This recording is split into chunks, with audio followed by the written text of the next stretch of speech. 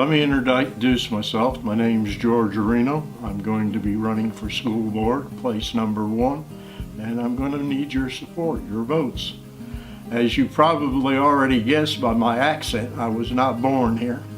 I'm originally from Bridgeport, Connecticut. I grew up there, went to school there, but I was not a good student. I was one of those that was in trouble most of my school years. When I finished that particular portion of my life of school, grammar school, I went into the Army under a draft program. You could go in, volunteer for the draft, and only have to serve 2 years. So that's what I did.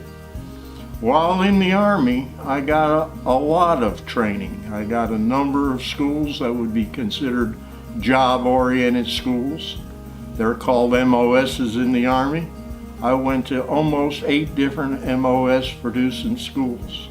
I taught in 3 of those 8 MOS producing schools after I got my instructorship at Aberdeen Proving Grounds.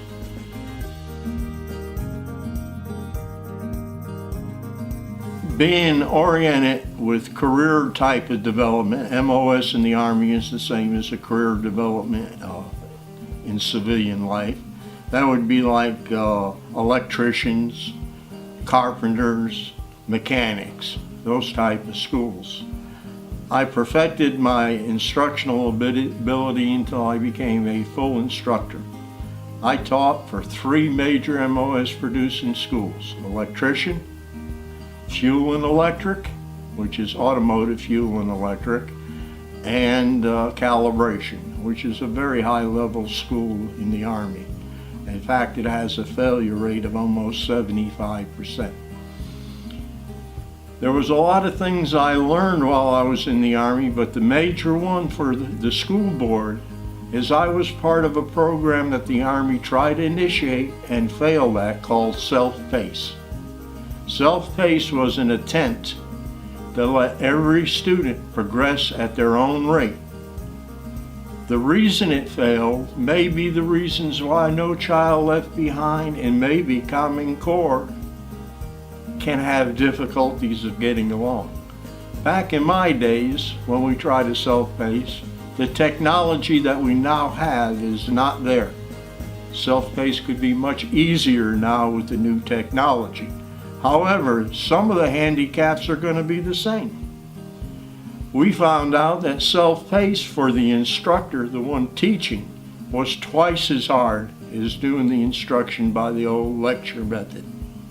Looking at Common Core and some of the problems a teacher may face, that may be still a stumbling block because it's going to be harder on the teacher to do Common Core, especially if it's where children are in all different stages of learning. You have to be more than just an area expert. You have to be a subject matter expert on everything, because the children will get into every area you go. One of the other things that I learned while in the Army and as an instructor was that you taught to the medium of the class, never to the ones that are too high, never to the ones that are far behind. But by picking on the medium of the class or the average of the class, you were able to help both sides. Now we're looking in Common Core where everybody has got to be above average, or we're gearing the instruction to everybody being above average. This is going to leave gaps. There's going to be students that are below average who are going to try to move up to be the above average. At the same time, we're trying to keep the above average going forward. This is going to be very difficult for the teacher to do. The possibilities are you could slow the ones that are above average down, which I don't recommend. You can double the rate that the below average are learning, but remember, there's a reason why they were below average, okay? So we've got to try to figure out, we're going to be facing new problems that were never faced before. Common Core also limits the subjects that are being presented. Other subjects like music, arts, and other things that people want in the school system may be left behind if we put too much concentration on the basic subjects of Common Core. So there's a lot of problems coming up that I feel that having somebody from the technical side, the job side, as the Common Core emphasizes, having somebody from that side of the career field may be a little different than having everybody from a college side of the career field or an academic side, because it is different when you teach for a job. The buzzword being used in Common Core is critical thinking. Critical thinking, now what does that mean? I would like to analyze that closely as I run for office. I'd like to hear from you about what you think critical thinking is. I know this, between our legislatures, the teachers' union or the unions, none of them are critically thinking out these problems when they're fighting one another in the legislature. Maybe we ought to teach by example.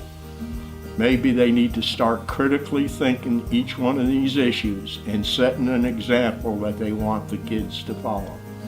I would appreciate your support. Thank you very much.